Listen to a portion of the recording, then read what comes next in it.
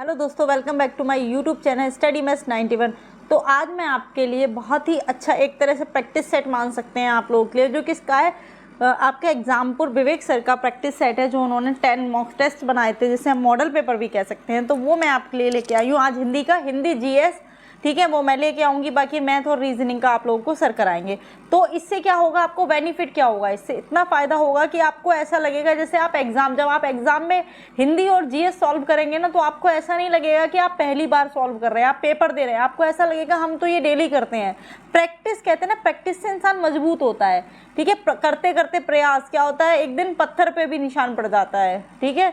तो वही चीज़ है, अगर आप प्रयास करते रहेंगे तो हिंदी, और इस क्लास से आपकी हिंदी इतनी मजबूत हो जाएगी कि आपको हर क्वेश्चन, हर तरह के क्वेश्चन आप लगा पाएंगे। और जीएस की भी इतने सारे क्वेश्चन आपके रिपीट हो जाएंगे, और यही क्वेश्चन आपके एग्जाम में बार बार पूछे जाते हैं। तो मैं आपसे बार बार कहूँगी, ये क्लास आपके लिए बहुत इंपॉर्टेंट है, और ये क्लास आप लोगों के लिए डेली आएगी, बिल्कुल भी मिस नहीं होगी।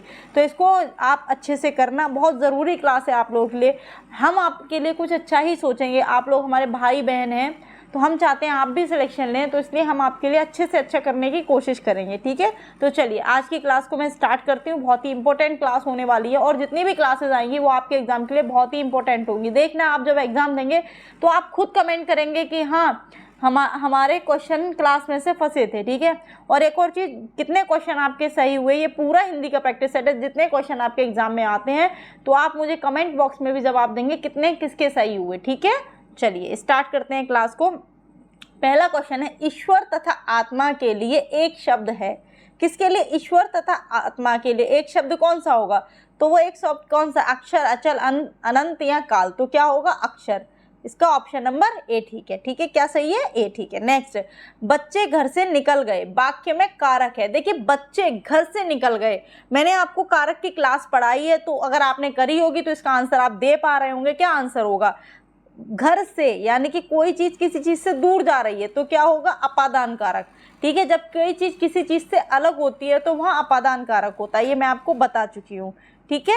नेक्स्ट है क्वेश्चन आपका, नेक्स्ट क्वेश्चन है, दिए गए शब्द युग्म के सही अर्थभेद का चयन कीजिए। देखिए, शब्द है आपके चपत और चंपत। देखो, चपत क्या होता है, आपने चपत सुना होगा, चपत, ठीक है। चपत का मतलब क्या होता है, चपत का मतलब होता है आपका थप्पड़। चपत का मतलब क्या होता है, थप्पड़। और चंपत का मतलब होता है गायब हो जाना, यानी भाग जाना, ठीक है। तो क्या हो जाएगा, इसका ऑप्शन हो जाएगा सी, ठीक है। थप्पड़ और गायब, चपत का थप्पड़ और चंपत का गायब, ठीक है। ये तो आपको पता ही होगा। चलिए नेक्स्ट, सलमा घर जाती है, वाक्य है। देखिए, सलमा कहाँ जाती है, घर जाती है, तो ये कैसा वाक्य है, सरल वाक्य है, निषेधात्मक वाक्य, आज्ञार्थक वाक्य, इच्छा। देखिए ये क्या है, ना तो इसमें आज्ञा दिख रही, ना नेगेटिविटी दिख रही, ना किसी चीज की इच्छा दिख रही। तो ये कैसा वाक्य है, ये सरल वाक्य। कैसा वाक्य है, सरल वाक्य, साधारण वाक्य, ठीक है। चलिए आगे बढ़ते हैं। नेक्स्ट है, दंतोष्ठ ध्वनि कौन सी है? देखिए, दंतोष्ठ है जो आपकी दंत और ओष्ठ दोनों से बोली जाए। तो आप क्या, देखो इस टाइप के क्वेश्चन आप कैसे करोगे, आप बोल के देख लीजिए तो आपका आंसर बिल्कुल सही आएगा। देखो, वाह, वाह आपको दिख रहा होगा, दांत और होठों दोनों का यूज हो रहा है, तो यही हो जाएगा आपका आंसर। बाकी फा, देखिए होठो, इस तरह से आप बोल कर देख सकते हैं, तो इसका आंसर क्या हो जाएगा, ए। चलिए आगे बढ़ते हैं। निम्न में से मुस्लिम शासन के प्रभाव से आया शब्द है, यानी कि जो मुस्लिम लोग बोलते हैं वो शब्द कौन सा है? गिलास, बाड़ा, रेल, हवालात। तो कौन सा शब्द होगा, इसका आंसर है हवालात। क्या शब्द है, हवालात, ठीक है, जो आपका उर्दू शब्द है, एक तरह से मुस्लिम शासन के प्रभाव। अखियां हरी दर्शन की भूखी, कैसे कहें रूप रस राचिए, ए बतियां सुनी रूखी। उपयुक्त पंक्तियों में कौन सा रस है, तो बताइए। देखिए, अब आपको इसमें पंक्तियां पढ़ के ही पता चल रहा होगा, अखियां हरी दर्शन की भूखी, यानी इसमें क्या है, दर्शन के लिए। तो कौन सा रस है इसमें, इसमें वियोग श्रृंगार रस है। कौन सा रस है, वियोग श्रृंगार रस है, ठीक है, यानी कि वियोग है। आपको पढ़ के पता चल रहा होगा, वीर रस भी नहीं है, शांत रस भी नहीं है, और संयोग भी नहीं है, ठीक है। चलिए आगे, केदारनाथ अग्रवाल को किस कृति पर साहित्य अकादमी पुरस्कार प्राप्त हुआ है? तो किस पर हुआ है, ये हुआ है आपका अपूर्वा। किस पर हुआ है, अपूर्वा। ऑप्शन नंबर ए ठीक है, ठीक है। चलिए नेक्स्ट है, किस पत्रिका का संपादन भारतेंदु ने नहीं किया? तो किसका नहीं किया है, बाला बोधनी, कवि वचन सुधा, हरिश्चंद्र चंद्रिका। तो ये किसका नहीं किया, इन्होंने भारतेंदु का ही नहीं किया है, तो ऑप्शन डी ठीक है। चलिए नेक्स्ट, आप भला तो जग भला, वाक्य में रेखांकित शब्द कौन सा सर्वनाम है? देखिए, पुरुषवाचक है, निजवाचक है, निश्चयवाचक है या अनिश्चयवाचक है? तो बताइए कौन सा है? तो कौन सा है? देखिए, आप भला यानी कि अगर खुद भले हो तो जग भला है, अगर खुद अच्छे हो तो जग अच्छा है। तो कौन सा हो जाएगा? निजवाचक, यानी हम अपने आप की बात कर रहे हैं। चलिए नेक्स्ट देखिए, ये है आपका पैराग्राफ। इसमें क्या 49 से 52 क्वेश्चन, 5 क्वेश्चन है आपके, ठीक है, हाँ 4 क्वेश्चन। निम्नलिखित गद्यांश को पढ़िए और दिए गए प्रश्नों के उत्तर दीजिए। चेन्नई में आई बाढ़ अब उतार पर है, इस त्रासदी से निपटने में इस शहर से, देखो जब हम पैराग्राफ अच्छे से पढ़ लेते हैं तो क्वेश्चन आराम से हो जाते हैं। इस शहर ने जिस साहस का परिचय दिया है, जिस तरह से सोशल मीडिया ने एक बार फिर बचाव के काम में अहम किरदार निभाया, बल्कि कुछ मामलों में तो जान बचाने में भी उसकी भूमिका रही है, इसे देखते हुए उसकी जितनी तारीफ की जाए वह कम है। इस तमाम अच्छी बातों के बावजूद इस वास्तविकता को भी नहीं झुटलाया जा सकता कि इस त्रासदी से बचा जा सकता था। चेन्नई में आई बाढ़ की असली वजह थी अड़यार नदी बेसिन के नए हवाई अड्डे के लिए अतिक्रमण, ठीक उसी तरह जैसे दूसरी नदियों के विस्तार का आवासीय निर्माण के लिए इस्तेमाल कर लिया गया है। नदी के कुदरती रास्तों को अवरुद्ध किए जाने से इसका जल आसपास के इलाकों में उमड़ गया। जब तक प्रकृति अपना क्रोध नहीं दिखाती, हमारे योजनाकार हर जोखिम का नज़रअंदाज करते रहते हैं और इस चीज़ की तलाश में रहते हैं कि जिसे वे ले सकते हैं। हमने इसी तरह का विश्व संधक सैलाब मुंबई में भी देखा था, विश्वध्वंसक, है ना। कुछ ही समय पहले श्रीनगर में भी ऐसी ही बर्बादी देखी। हर जगह मुख्य वजह मिली अनियोजित शहरीकरण। देखो ये इंपॉर्टेंट चीज़ है, यहाँ पे मिली अनियोजित शहरीकरण और बुनियादी नियमों को अनदेखी। फिर भी हर बार त्रासदी की गंभीरता लोगों की यादों में धुंधली पड़ जाती है। चेन्नई की तरह दिल्ली में भी ऐसे सैलाब की संभावना है, इसलिए हमें यमुना नदी के बेसिन से छेड़छाड़ करने की बुद्धिमानी से बचना होगा। आप क्वेश्चन पढ़ते हैं। 49वां क्वेश्चन है, अनुच्छेद के अनुसार बाढ़ अब उतार पर है, बाढ़ का क्या अर्थ है? बाढ़ अनियंत्रित है, बाढ़ उतर गई है, बाढ़ घट रही है, बाढ़ फैल रही है। तो क्या है? बाढ़ घट रही है। इसका अर्थ क्या है? बाढ़ घट रही, बाढ़ अब उतार पर है यानी कि घट रही है। चलिए नेक्स्ट क्वेश्चन, मुंबई श्रीनगर जैसे स्थानों में बाढ़ से हुई बर्बादी के पीछे का कारण क्या है? देखिए अभी पढ़ा था, त्रासदी की गंभीरता, शहरों का संकुचन, प्रकृति का सहयोग या अनियोजित शहरीकरण। तो क्या है? यह है अनियोजित शहरीकरण। क्या है? अनियोजित शहरीकरण। चलिए इस अनुच्छेद का उपयुक्त शीर्षक क्या होगा? बताइए, शीर्षक बताइए। प्राचीन समाज, आज के समय की मांग, प्राकृतिक का कहर या शहरीकरण। तो क्या होगा? देखो प्रकृति का कहर, जो बाढ़ वगैरह आती है तो ये क्या है? प्रकृति का कहर। नेक्स्ट है, अनुच्छेद के अनुसार योजनाकार कब तक लापरवाह रहते हैं? कब तक रहते हैं? सरकार दबाव न बनाए, प्रकृति अपना क्रोध न दिखाए, जनता जागरूक ना हो जाए, समस्या हल ना हो जाए। तो कब तक रहते हैं? जब तक प्रकृति अपना क्रोध ना दिखाए। ठीक है, नेक्स्ट क्वेश्चन की ओर चलते हैं। अब है नेक्स्ट, इनमें से कौन सा बाढ़ का पर्यायवाची शब्द नहीं है? आप बताइए, बाढ़ का पर्यायवाची शब्द नहीं है। तो देखो, दुर्बल आपको पता पतले का होता है, वृद्धि, सैलाब, विकास, ये किसका है? बाढ़ का है। तो कौन सा नहीं है? दुर्बल नहीं है, ऑप्शन ए ठीक है। चलिए नेक्स्ट, निम्नलिखित वाक्य में वाक्य के संरचना के आधार पर क्रिया का भेद बताइए। बताइए, वह टीवी देखकर सोता है। तो कौन सी क्रिया होगी इसमें? नाम धातु क्रिया, संयुक्त क्रिया, पूर्वकालिक क्रिया या प्रेरणात्मक क्रिया। तो इसमें कौन सी क्रिया होगी? तो इसमें होगी पूर्वकालिक क्रिया, ऑप्शन सी ठीक है। कौन सी होगी? पूर्वकालिक क्रिया, क्योंकि वो क्या करता है? पहले टीवी देखता है फिर सोता है। ठीक है, चलिए नेक्स्ट क्वेश्चन, रिक्त स्थान की पूर्ति करने के लिए सर्वाधिक उपयुक्त विकल्प कौन सा है? भाई की शादी पर दीपक से भरकर नाचने लगा, हर्ष से, उन्माद से, प्रकाश से या उल्लास से। तो किससे भरकर नाचने लगा? तो ये होगा आपका उल्लास, यानी खुशी से। क्या हो जाएगा? उल्लास, ऑप्शन डी।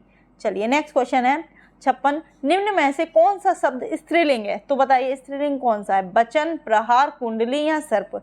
तो कौन सा है? ये आपको दिख रहा है डबल वचन। अब देखो इसमें मैंने आपको बताया था कैसे, मेरा वचन, मेरा प्रहार या मेरी प्रहार तो होगा नहीं, मेरी कुंडली, मेरा सर्प, इस तरह से लगा के देख सकते हैं। तो आंसर क्या हो जाएगा इसका?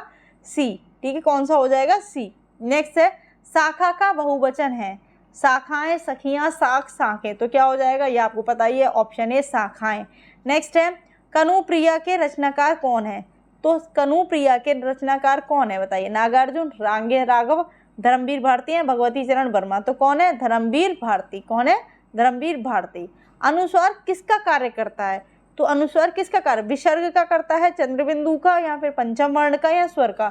तो जो अनुस्वार है वो पंचम वर्ण का काम करता है। जितने भी पंचम वर्ण होते हैं उनमें क्या आता है, अनुस्वार आता है। ठीक है, जो चाहे करो बस हमें तंग ना करो, इसके बीच में रिक्त स्थान में कौन सा विराम चिन्ह आएगा, अल्प विराम, पूर्ण विराम, अर्ध विराम या योजक चिन्ह। तो कौन सा आएगा इसमें आएगा अर्ध विराम। क्या आएगा, अर्ध विराम।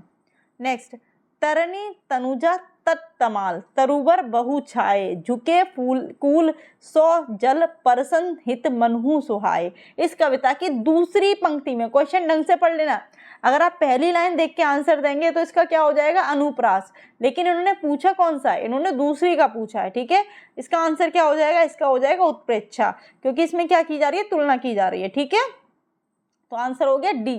पंकज में कौन सा समास है, तो बताइए पंकज में कौन सा समास है, कर्मधारय, द्विगु, बहुब्रीहि या द्वंद्व।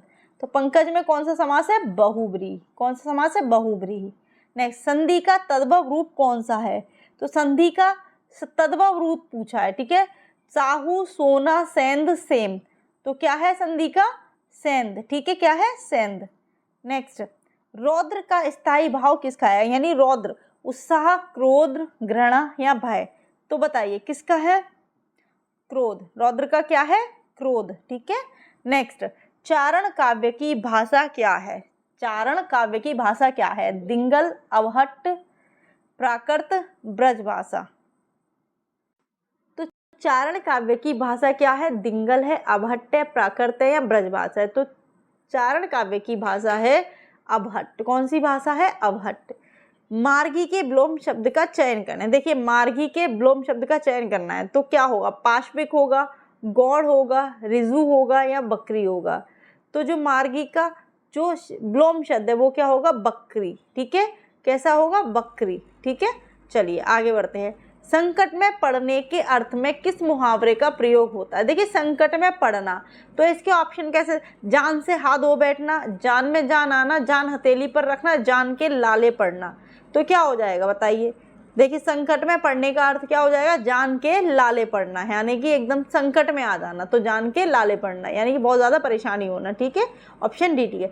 शिकारी शब्द में उचित प्रत्यय होगा। अब देखो प्रत्यय में आपको किस तरह से पहचानेंगे, प्रत्यय होगा, री होगा, कारी होगा, आरी होगा या ई होगा। तो देखो शब्द को अलग करके देख लेते हैं। इसमें अगर हम देखें तो देखो क्या बनेगा, शिकार, शिकार प्लस ई, शिकार प्लस ई।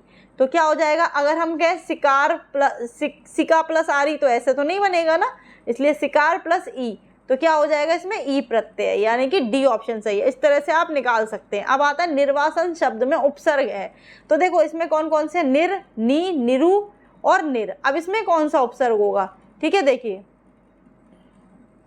तो निर्वासन शब्द में उपसर्ग क्या है, यही तो जानना है। देखिए उपसर्ग क्या होता है, जो शब्द के आगे लगा होता है, प्रत्यय क्या होता है, जो शब्द के पीछे लगता है। ठीक है, अब देखिए इसमें दो हैं, निर और निर, एक में हलंत है और एक में बिना हलंत है। अब पता है इसी में गड़बड़ हो जाती है, हम क्या कर देते हैं, ये वाला निर लगा देते हैं, पर ये गलत है। हमारा कौन सा सही होगा, ये हलंत वाला। कौन सा सही होगा, डी वाला। ठीक है, कभी इस तरह के नहीं होंगे, जैसे नी। अब बहुत से बच्चे इसमें नी भी लगा सकते हैं, पर हम इसे क्या कर सकते हैं, तोड़ के देख लेते हैं। तो निर प्लस वासन, तो इस तरह से क्या हो जाएगा, निर्वासन। ठीक है, चलिए आगे बढ़ते हैं। निम्नलिखित में से शुद्ध वाक्य कौन सा है, ये बताना है। तो बैठ जाता है मेरा मन कभी कभी, क्या ये सही लग रहा है आपको, बिल्कुल नहीं। मन कभी कभी मेरा बैठ जाता, देखो एक चीज क्रम में होनी चाहिए, इसमें भी ये भी गलत है। मेरा मन कभी कभी बैठ जाता है, ये आपको ठीक लगा तब भी चौथा पढ़ लेते हैं, कभी कभी मेरा मन बैठ जाता है। ये भी देखिए इसमें क्या है, मेरा मन, मैं पहले बात करूंगी, मेरा मन कभी कभी बैठ जाता है, एक सीक्वेंस में, पहले सब्जेक्ट, फिर आपके जो जिसे बोलते हैं विशेषण वगैरह, उस तरह से ये क्रिया, फिर क्रिया, इस तरह से आता है। तो मेरा मन कभी कभी बैठ जाता है, कौन सा ठीक होगा, ऑप्शन सी। ठीक है, चलिए। प्राणों का अंत करने वाला के लिए एक शब्द है, क्या होगा, प्राणांत, प्राणांतक, प्राणहीन, मृतक। अब देखिए प्राणों का अंत करने वाला पूछा है, जो प्राणों का अंत करने वाला, उससे प्राणांत बोलेंगे नहीं, ये भी गलत है। प्राणहीन बोलेंगे नहीं, जब प्राणहीन का मतलब मृतक बोलेंगे, वो मरने वाला। तो क्या आ जाएगा, प्राणांतक, यानी प्राण का अंत करने वाला कौन होगा, प्राणांतक। ठीक है, प्राणों का अंत करने वाला तो प्राणांतक। ठीक है, इतना याद रखेंगे। नेक्स्ट क्वेश्चन है आपका, निम्नलिखित में से जातिवाचक संज्ञा का शब्द नहीं है। देखो जातिवाचक संज्ञा क्या होती है? जो किसी जाति या समूह का बोध कराए, जो किसी जाति या समूह का बोध कराए। जैसे मैंने ऑप्शन पढ़ा गंगा, ये तो किसी का नाम हो सकता है, ठीक है। अब है नदी, ठीक है, मनुष्य, गाय, ये क्या है? देखो नदी भी जातिवाचक संज्ञा है, ठीक है, नदी भी जातिवाचक संज्ञा है, मनुष्य भी और गाय भी, ये किसी समूह का बोध करा रहे हैं, ठीक है। बाकी जो गंगा है वो किसी स्थान का, मतलब किसी एक व्यक्ति का, ठीक है, क्या है? व्यक्तिवाचक संज्ञा है, ठीक है। बाकी जातिवाचक संज्ञा ये तीनों है, तो ये कौन सी है? गंगा ही आपकी जातिवाचक संज्ञा का उदाहरण नहीं है, ठीक है। चलिए आगे बढ़ते हैं। निम्नलिखित में से जाति, ये तो हो गया। निम्नलिखित में से सही वर्तनी वाला शब्द है, सही वर्तनी बतानी है। देखिए कार्यक्रम गलत लिखा हुआ है आपका, आपको दिख रहा होगा। कार्यक्रम लिखा हुआ है, गृहस्थ भी गलत लिखा हुआ है आपका, ठीक है, और प्राप्ति भी गलत लिखा हुआ है। तो आपका कौन सा सही होगा? आपका सही होगा नीरसता। कौन सा? नीरसता, ऑप्शन सी ठीक है आपका। चलिए आगे बढ़ते हैं। निम्नलिखित वाक्य में रेखांकित विशेषण का भेद है। थोड़ा दूध हमारे लिए भी लेते आना। देखो थोड़ा दूध, तो इसमें क्या है, क्या बताया जा रहा है? ठीक है, ये मैंने आपको विशेषण की क्लास कराई है, तो आपने अगर करी होगी तो आपकी इसका आंसर बिल्कुल सही देंगे, बिल्कुल भी गलत नहीं देंगे। बताइए, संख्यावाचक विशेषण है, परिमाणवाचक विशेषण है, निश्चित परिमाणवाचक विशेषण है, या अनिश्चित परिमाणवाचक विशेषण है? देखिए ये मैंने पढ़ाई है आपको, तो ये क्या है परिमाणवाचक विशेषण, ठीक है, परिमाणवाचक विशेषण, ठीक है। और निश्चित है नहीं, अनिश्चित है थोड़ा दूध, तो हम क्या कहेंगे? परिमाणवाचक विशेषण है। तो इसका ऑप्शन हम बी लगाएंगे, क्योंकि इसमें निश्चित और अनिश्चित दोनों दे रखा है और परिमाण भी दे रखा है, इसलिए हम कौन सा लगाएंगे? परिमाणवाचक विशेषण, ऑप्शन बी ठीक हो जाएगा। Next question. तो ये थे आपके लिए हिंदी का विवेक सर का जो प्रैक्टिस सेट उन्होंने लॉन्च किया था। ये बहुत ही इंपॉर्टेंट है आपके एग्जाम के लिए, तो आप इसे डेली ज़रूर करें। मैं जीएस का भी कराऊंगी, हिंदी का भी कराऊंगी, और मैथ और रीजनिंग का आपको सर कराएंगे। तो ये चारों अगर प्रैक्टिस सेट आप देखेंगे डेली, तो इससे आपको बहुत बेनिफिट होगा, क्योंकि क्वेश्चन इसी टाइप के बनते हैं, कहीं और से क्वेश्चन बन के नहीं आते हैं।